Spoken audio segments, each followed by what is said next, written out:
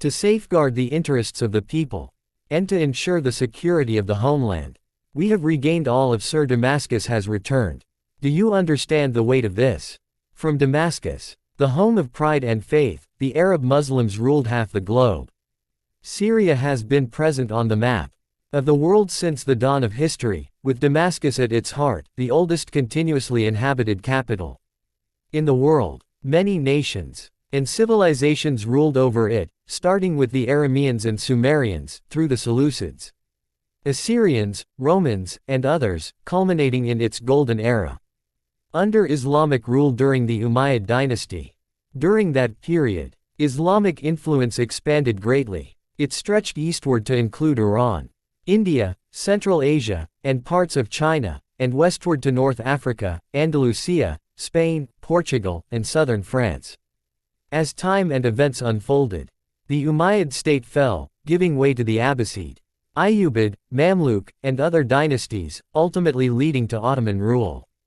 This continued until 1918, when the Ottoman Empire was defeated in World War I, its lands fragmented, and the victors divided the spoils.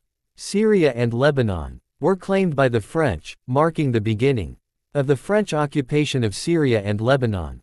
France occupied Syria after the Ottoman defeat in World War I in 1920.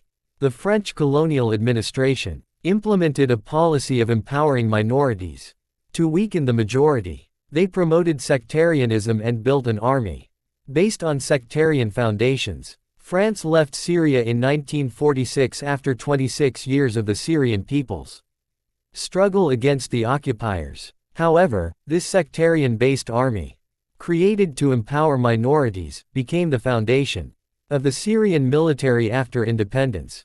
The 1963 coup that brought the Ba'ath Party to power marked the beginning of a new phase of political chaos, culminating in the 1967 defeat and the loss of the Golan Heights.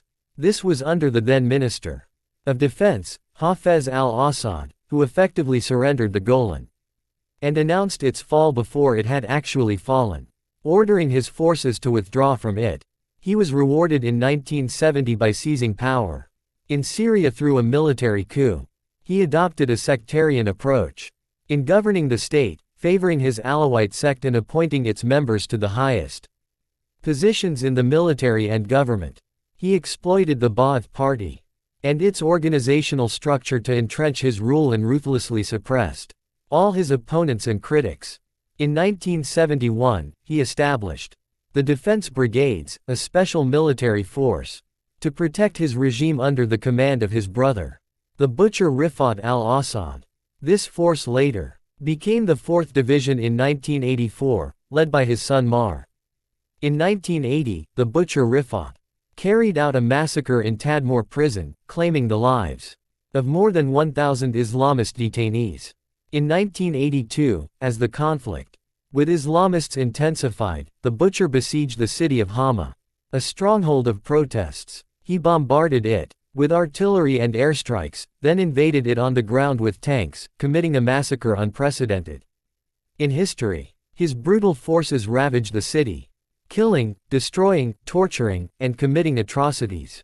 For an entire month, they left behind a devastated city, over 20,000 dead, and a deep scar in the hearts of the people of Hama and Syrians, one that time cannot heal. It was a scorched earth campaign. They sought to annihilate anything that stood in their way. In 1984, the butcher Rifat al-Assad attempted a coup against his brother, who had begun to suffer from the symptoms of leukemia ravaging his body. The coup failed, and Rifat was exiled from Syria, roaming European countries with hundreds of millions of dollars that he smuggled out with him. Hafez al-Assad passed away in 2000.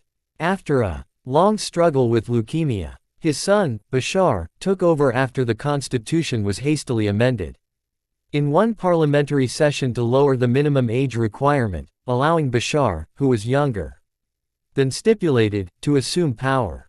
And to safeguard people's interests, Bashar took power and began a new chapter of the Assad family's rule, continuing his father's methods of monopolizing power, suppressing opponents, and expanding the plundering of the country's wealth while granting privileges and benefits to his sect and loyalists. Children of Daraa wrote slogans on their school walls calling